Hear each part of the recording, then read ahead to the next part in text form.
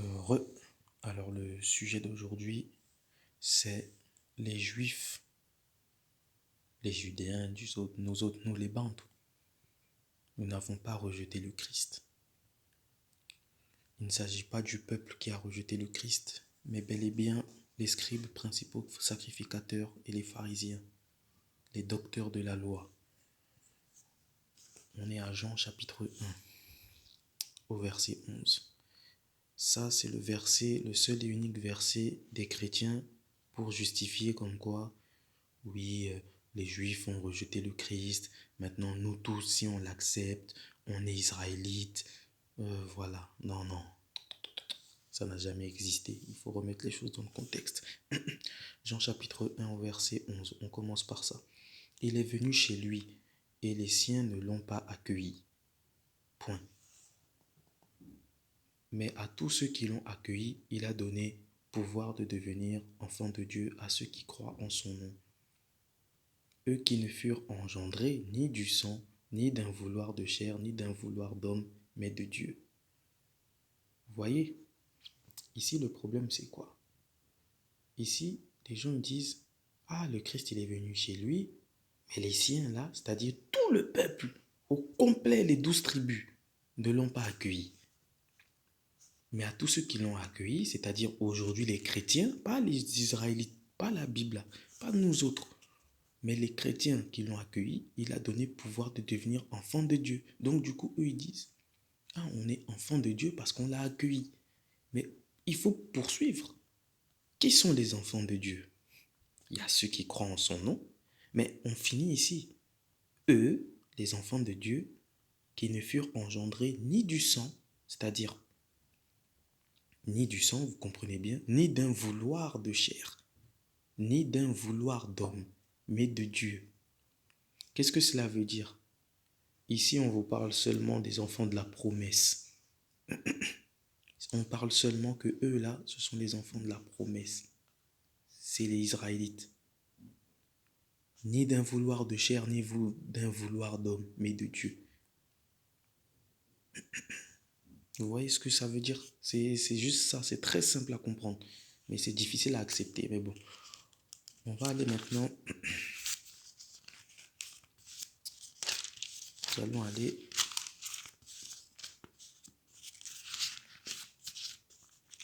dans les évangiles de Marc. Marc va parler de quelque chose de très intéressant. Voici qui a rejeté le Christ.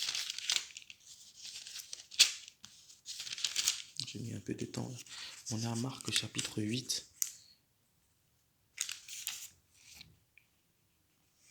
Verset 31. Voilà. Première annonce de la passion. Passion, c'est quoi? C'est la souffrance.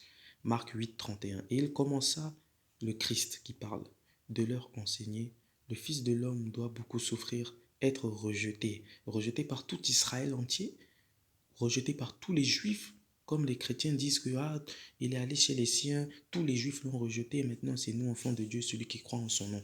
On est les enfants de la promesse. Non, non, non. Le Fils de l'homme doit beaucoup souffrir, être rejeté par les anciens, les grands prêtres et les scribes, être tué et après 3 jours ressuscité. Être rejeté par les anciens, les grands prêtres et les scribes. Ce sont eux-là qui vont vendre le Christ. C'est eux qui ont rejeté. Quand on dit les siens, on ne parle pas de la maison entière, on parle de ceux qui pouvaient le connaître, ceux qui étaient au courant de qui est le Messie, c'est-à-dire ceux qui gardent la loi. Et ce sont les Lévites, seuls qui pouvaient savoir que cette personne qui parle là, le Christ, c'est lui le Messie. Parce qu'ils avaient la loi, donc ils connaissaient le livre d'Ésaïe qui annonçait comment viendrait le Christ, qu'il n'est pas beau d'apparence, qu'il est charpentier, voilà, Vous connaissez déjà la partie de ce livre-là. Je poursuis. On va aller maintenant dans Luc.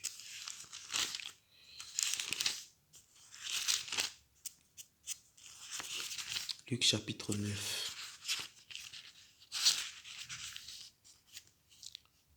chapitre 9, verset 20.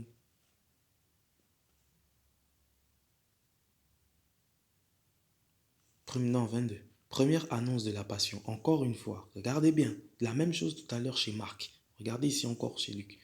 Première annonce de la passion. Le Fils de l'homme, dit-il, doit souffrir beaucoup, être rejeté par les anciens, les grands prêtres et les scribes, être tué et le troisième jour ressuscité. Il redit toujours la même chose. Vous voyez? Précepte sur précepte. Sur la déposition de 2 ou 3 témoins, établir un fait. Les 2 préceptes sont les identiques. Être rejeté par les anciens, les grands prêtres et les scribes. On ne parle pas ici que c'est le peuple juif qui a vendu le Christ. Et d'autant moins encore les Israélites. Parce que le Christ est venu dans le royaume du sud, la maison de Juda. Mais les 10 autres tribus étaient déjà sous captivité parmi les nations. Donc il n'est pas venu, ce n'est pas les Israélites qui l'ont vendu. Ça n'existe pas. Non, on va dans le livre de Matthieu. Matthieu est celui qui a le mieux détaillé. Vous allez voir ça. Matthieu, chapitre 12.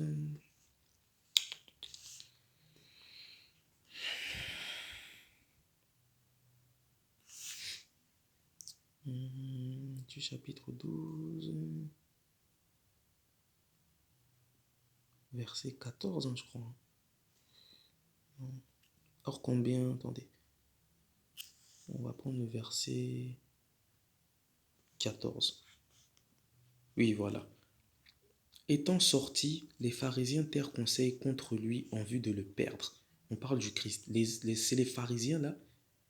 On va recommencer ici, pardon. Verset 13. Alors il dit à l'homme, étends ta main, il étendit, et elle fut remise en état saine comme l'autre. Ça, c'est le Christ qui a fait un miracle. Étant sortis, les pharisiens tinrent conseil contre lui en vue de le perdre, c'est-à-dire en vue de le faire mourir. L'objectif était très simple. Déjà ici, à partir de là, vous comprenez que ils n'aimaient pas déjà le Christ. Maintenant, on va dans Matthieu, chapitre 15. Matthieu, chapitre 15, au verset, vous allez voir le verset 7.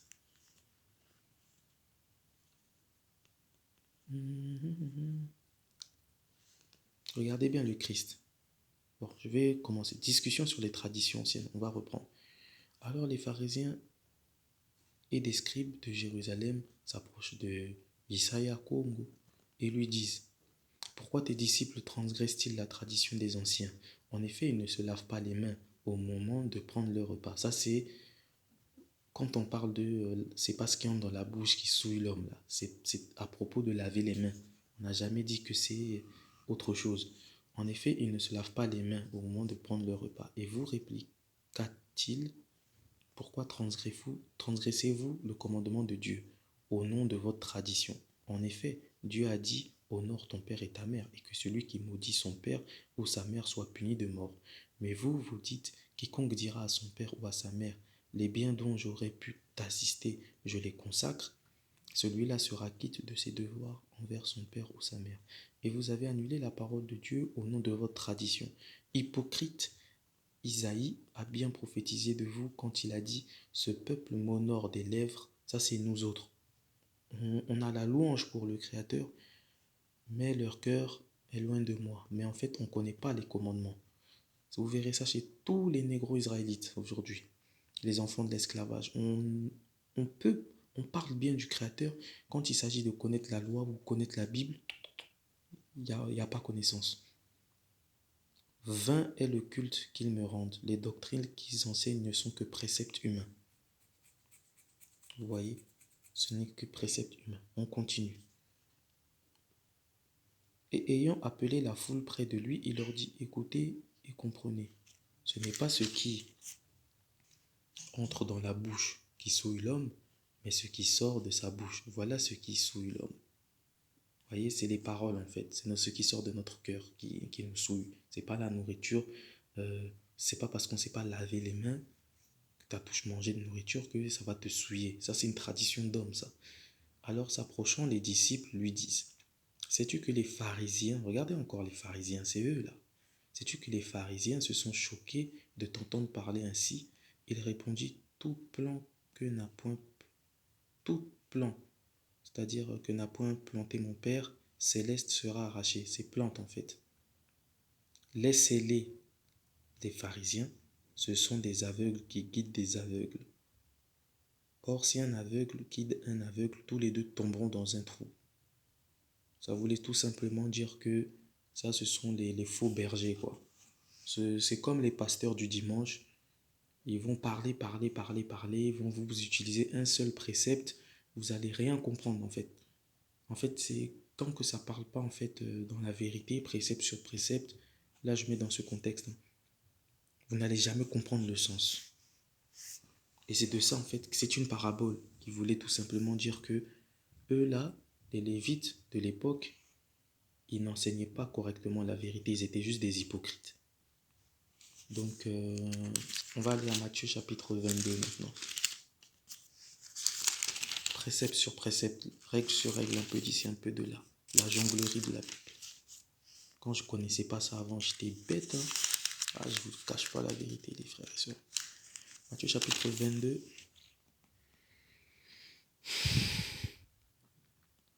Verset 30.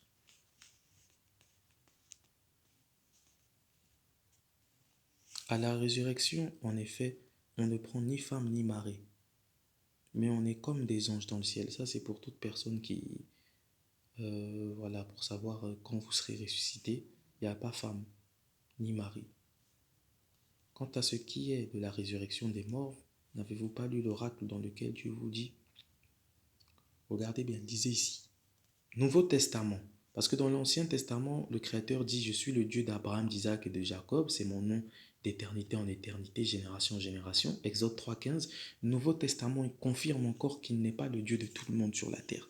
Il dit ici, je suis le Dieu d'Abraham, le Dieu d'Isaac et le Dieu de Jacob. Ce n'est pas de mort, mais de vivant qu'il est le Dieu. C'est-à-dire, il est le Dieu de la race d'Israël. Parce qu'aujourd'hui, selon Jérémie chapitre 31, verset 38, tant que le ciel et la terre subsistent, la profondeur des eaux ne peut être sondée, Israël ne cesse point d'être sa nation, toujours. C'est-à-dire que nous, nous autres là, nous sommes en loi avec lui. C'est-à-dire, si nous on disparaît, ou si la terre disparaît, il n'y a plus la race de nous autres négro-israélites. Ou si nous on disparaît, il n'y a plus la terre. Parce que la terre a été créée pour nous. Selon 2 Esdras chapitre 6 verset 54, vous allez comprendre. Il explique que la terre a été créée pour nous. Nous, on fonctionne selon la terre. S'il n'y a plus de nègres israélites, il n'y a plus les autres nations. Mais tant que nous, on est là, les autres, on va dire que tant qu'on est là, la loi est là. C'est éternel. Le Créateur veut tout simplement dire que éternellement, on ne va jamais disparaître notre race.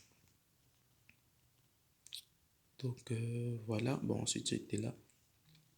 Et les foules qui avaient entendu étaient frappées de son enseignement, le plus grand commandement. Apprenant qu'il avait fermé la bouche aux Sadducéens, vous voyez, les pharisiens se réunirent en groupe, toujours les pharisiens, n'oubliez pas. Ce n'est pas les juifs, c'est les hauts lieux, les lévis là. Et l'un d'eux lui demanda pour l'embarrasser. Vous voyez, il voulait le mettre dans des problèmes, toujours. Maître, quel est le plus grand commandement de la loi? Isaïe lui dit, tu aimeras le Seigneur ton Dieu de tout ton cœur, de toute ton âme et de tout ton esprit, c'est-à-dire ta pensée. Voilà le plus grand et le premier commandement. Le second qui lui est semblable, c'est tu aimeras ton prochain comme toi-même. À ces deux commandements se rattachent toute la loi ainsi que les prophètes. Ça c'est excellent. Maintenant on va aller juste un peu après. Regardez bien.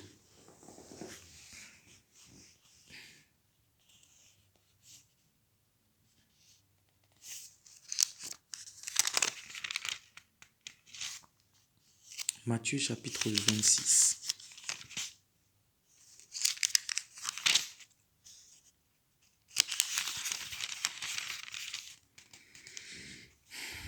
Verset 40. 40, je crois que c'était 43. Il me semble, j'ai oublié. J'ai oublié.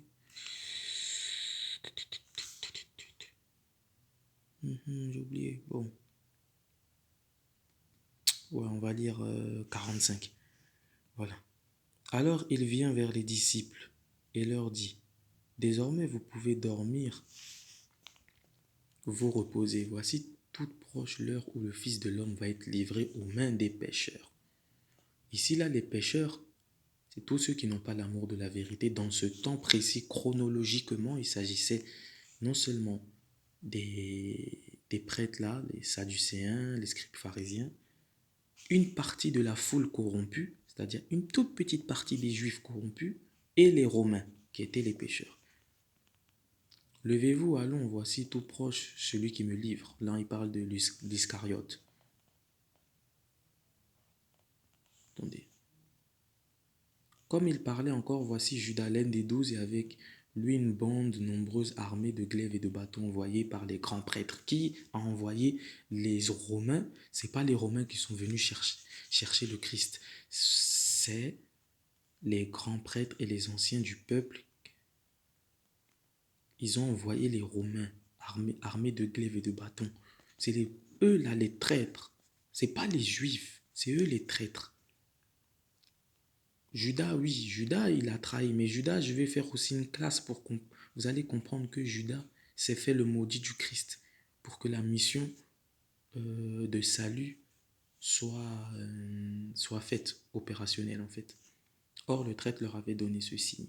Celui à qui je donnerai un baiser, c'est lui qui... C'est lui, pardon. Et arrêtez-le. Et aussitôt, il s'approcha de Jésus en disant, salut Rabbi, et lui donna un baiser. Puis voilà, ça vous connaissez déjà.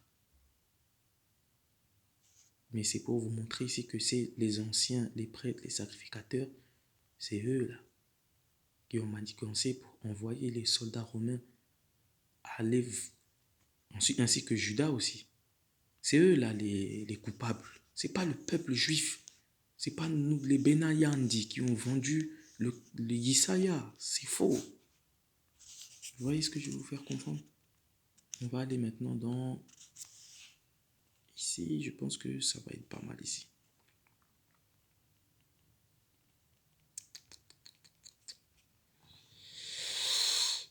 Il faut que je relis bien. On va prendre... 56. Or, tout ceci advint pour que s'accomplissent les Écritures. Vous voyez, les Écritures des prophètes. Alors les disciples abandonnèrent tous et prirent la fuite. Regardez ici, j'ai devant le Sanhédrin. Isaïa devant le Sanhédrin. Ceux qui avaient arrêté Isaïa l'emmenèrent chez Caïphe, le grand prêtre, toujours, où se réunirent les scribes et les anciens, ceux qui l'ont envoyé les Romains pour l'arrêter, les escrocs là. Quant à Pierre, il le suivait de loin jusqu'au palais du grand prêtre, il pénétra à l'intérieur et s'assit avec les valets pour voir le dénouement. Or, les grands prêtres et le Sanhédrin tout entier cherchaient un faux témoignage. Vous voyez, des menteurs. Ils cherchaient un faux témoignage. Qui ça? Les Juifs qui ont rejeté? Non, les grands prêtres et les Sanhédrins, c'est-à-dire tout le lévirat là, tous les chefs de la loi. Un faux témoignage contre Isaïa en vue de le faire mourir. C'est eux qui voulaient le faire mourir. Le Christ a toujours dit que ceux qui m'ont rejeté, ce seront ceux qui me connaîtront, c'est-à-dire les scribes, les principaux classificateurs, les pharisiens. C'est pour ça que le Christ dit, c'est pour ça que Jean chapitre 1, 11 dit, il est allé chez les siens. Le Christ est allé voir les anciens là, mais ils ne l'ont pas reconnu, ils l'ont rejeté. Mais certains connaissaient qui il était, mais ils ont fait semblant. À part un qui a été honnête, qui est Nicodème, qui connaissait véritablement que le Christ était le Messie. Regardez bien. Et ils n'en trouvèrent pas, bien que des faux témoins. Vous voyez, on a pris même des faux. Eux là, les scribes, ils ont mis des faux témoins. Ils ont ramené des faux témoins qui se présentent en grand nombre. C'est eux là, les menteurs, qui font partie de la foule. Quand vous dites, ouais, les Juifs ont rejeté le Christ, ce sont les faux témoins. Ce n'est pas tous les juifs. Mais vous allez voir après. Finalement, il s'en présenta deux, qui déclarèrent, cet homme a dit, je puis détruire le sanctuaire de Yahweh et le rebâtir en 3 jours. Se levant alors, le grand prêtre lui dit, tu ne réponds rien, qu'est-ce que ces gens attestent contre toi? Mais Isaïe se taisait. Le grand prêtre lui dit, je t'adjure par Yahweh, le Père céleste, le vivant, de nous dire si tu es le Mashiach, le Fils du Tout-Puissant. Tu l'as dit, lui répond Isaïe. D'ailleurs, je vous le déclare dorénavant, vous verrez le Fils de l'homme s'assiégeant à droite de la puissance et venant sur les nuées du ciel. Alors le grand prêtre déchira ses vêtements en disant, il a blasphémé. Vous voyez, le grand prêtre, le caïphe là, il dit, il a blasphémé. Qu'avons-nous encore besoin de témoins? Ça, c'était juste le mensonge. Là, vous venez d'entendre le blasphème. Ils ont utilisé ça. Or, le Christ, vous voyez, n'oubliez pas que les Écritures devaient s'accomplir. Quand pensez-vous y répéter, il est passible de mort. Alors, ils lui crachèrent au visage et le giflèrent. D'autres, lui, voilà. Vous connaissez la suite. On va aller maintenant dans Matthieu chapitre 27, au verset 1. Je vais vous montrer. Isaïe a conduit devant Pilate. Le matin étant arrivé, tous les grands prêtres, n'oubliez pas, toujours les grands prêtres et les anciens du peuple, la tribu de Lévi en majorité, ceux qui gardent la loi, terrent un conseil contre Isaïe en sorte de le faire mourir. Qui voulait le faire mourir? Qui a rejeté le Christ? Qui veut le faire mourir? Ce n'est pas les Juifs. C'est eux là toujours. Ce n'est pas les Juifs. Et après l'avoir ligoté, ils l'emmenèrent et le livrèrent à Pilate, le gouverneur. Vous voyez, vous-même, on connaît ici, ça ici je vous l'avais déjà montré autre part, on va prendre juste le verset 11. Regardez, Isaïe devant Pilate encore. Isaïe fut emmené en présence du gouverneur et le gouverneur l'interrogeait en disant, tu es le roi des Benayandi, parce que juif, la lettre J date de il y a 4 siècles, ça n'existe pas juif. On veut juste dire judéen, le royaume du sud, mais ça se dit Benayandi, les fils de Juda. Isaïe répliqua, tu le dis, puis tandis qu'il était accusé par les grands prêtres, et les anciens, pas les juifs l'accusaient, les juifs n'ont jamais accusé. Il ne répondit rien. Alors Pilate lui dit, n'entends-tu pas tout ce qu'ils attestent contre toi? Et il ne lui répondit sur aucun point, si bien que le gouverneur était fort étonné. On va aller un peu, on va avancer ici, peut-être au verset 16. Non, ici, ouais. On avait alors un prisonnier fameux nommé Barabbas. Vous connaissez tous l'histoire de Barabbas. Pilate dit donc aux gens qui se trouvaient rassemblés, lequel voulez-vous que je vous relâche, Barabbas ou Isaïe, qu'on appelle Christ? Il savait bien Pilate, le gouverneur romain, il savait bien que c'était par jalousie qu'on l'avait livré. Qui a rejeté le Christ? Ce n'est pas les Juifs. Ce sont les scribes pharisiens, principaux sacrificateurs, comme l'a dit le Christ lui-même. Et lui-même, Pilate, qui n'a rien à voir qu'un Romain, il savait bien que c'était par jalousie qu'on l'avait livré. Des jaloux, c'est tout. Juste des jaloux.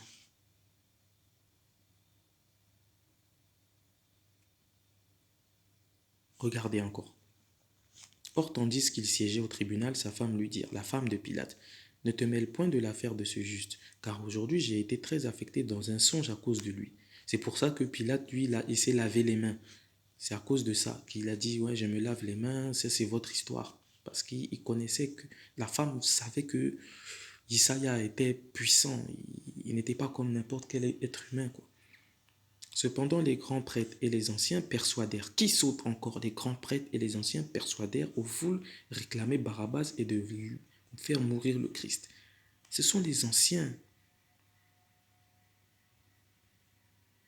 Après il dit voilà, que ferais-je donc de Isaïe qu'on appelle Christ? Ils disent, les grands chefs là, tous qu'ils soient, c'est pas crucifié en fait, ça aussi on va revenir.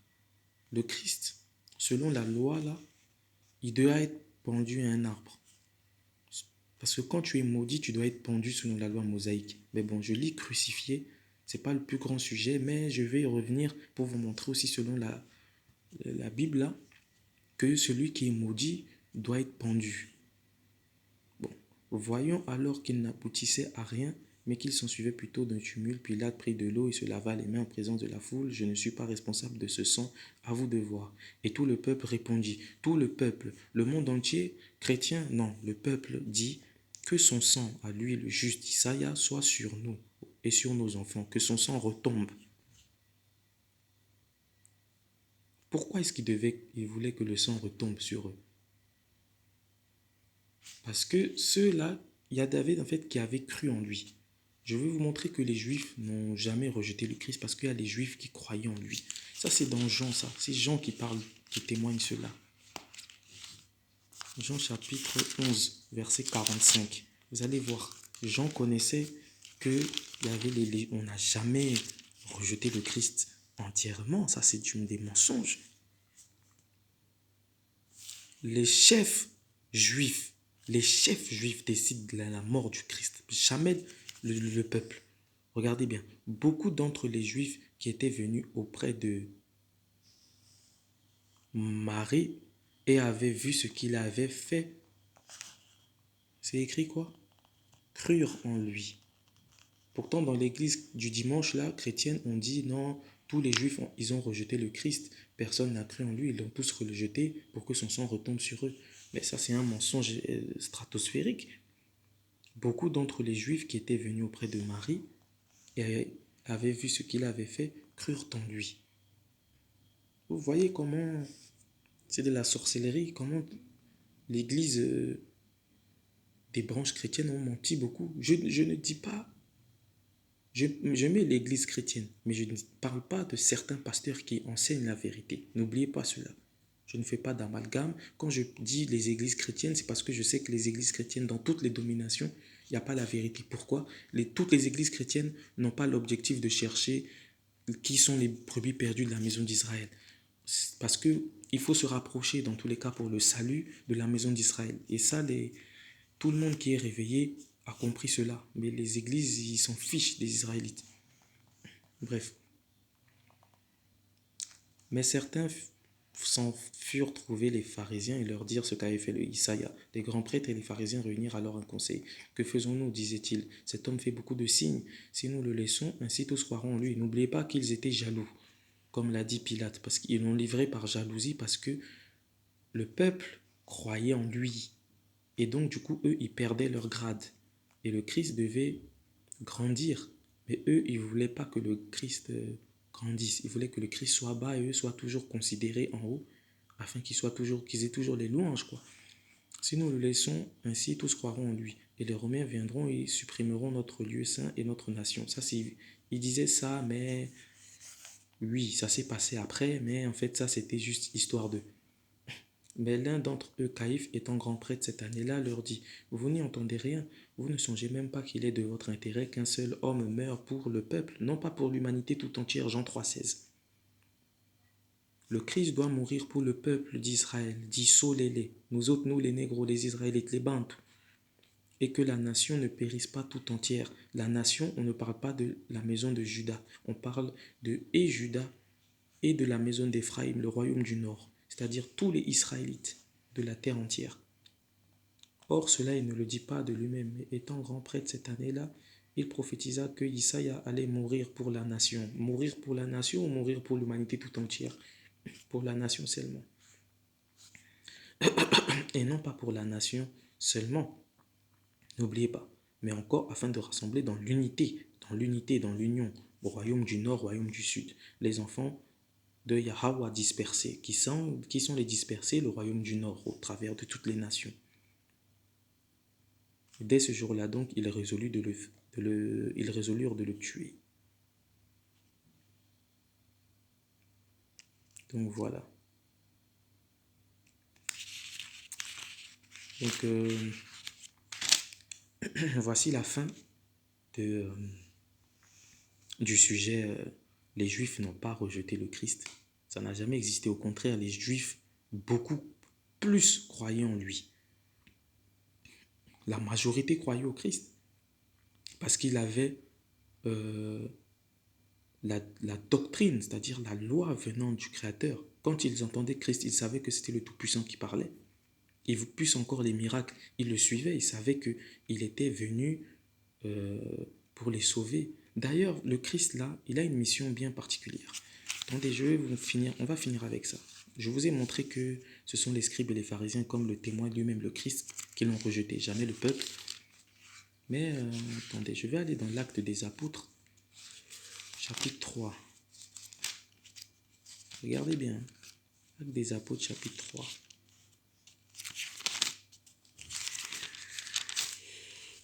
Voilà. Verset 19. Pour tous les Israélites, mais aussi pour les autres, c'est-à-dire tous les gens des nations, mais plus précisément pour les Israélites. Vous autres, les enfants de l'esclavage, les nègres, repentez-vous. Acte chapitre 3, verset 19. Repentez-vous donc et convertissez-vous afin que vos péchés soient effacés. Et qu'ainsi le Seigneur, regardez ici, fasse venir le temps du répit. Le Tout-Puissant, Yahweh. Il enverra alors le Christ qui vous a été destiné. Yesaya. Yesaya n'a jamais été destiné à l'humanité tout entière.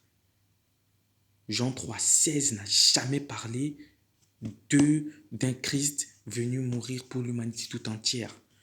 Yesaya, le Christ, il enverra alors le Christ qui vous a été destiné. Celui que le ciel doit garder jusqu'au temps de la restauration universelle dont Yahweh a parlé par la bouche de ses saints prophètes. Moïse d'abord a dit, le Seigneur Tout-Puissant vous suscitera d'entre vos frères, pas un gars venu de nulle part, mais entre nos reins, fruit de nos frères là. Un prophète semblable à moi. Vous l'écouterez en tout ce qu'il vous dira. Quiconque n'écoutera pas ce prophète sera exterminé du sein du peuple.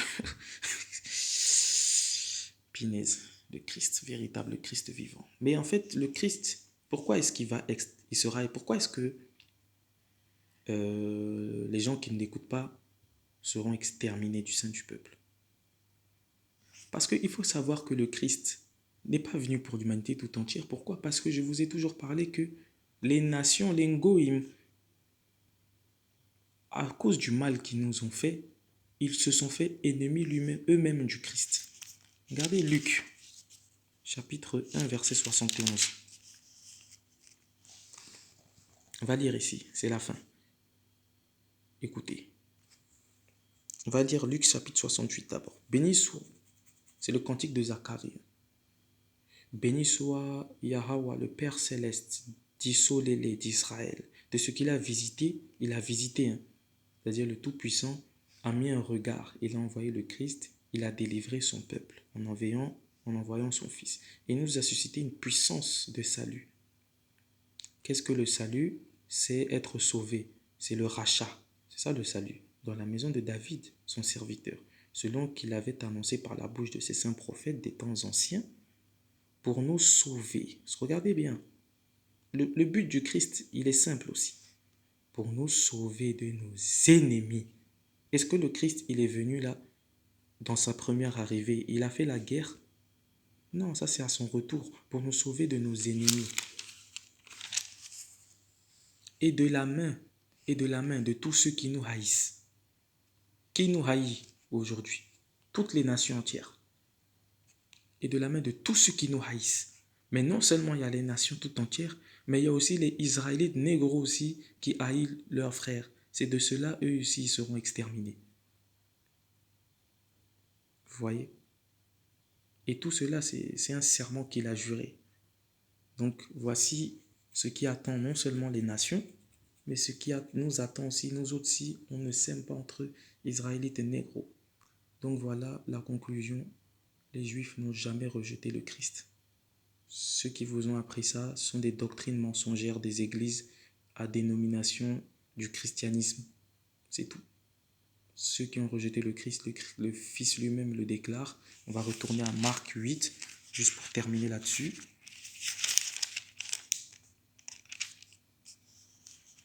Voici ce que dit le Fils. Et il commença de leur enseigner, le Fils de l'homme doit beaucoup souffrir, être rejeté par les anciens, les grands prêtres et les scribes. Un point, un trait. Que le Père Tout-Puissant soit glorifié.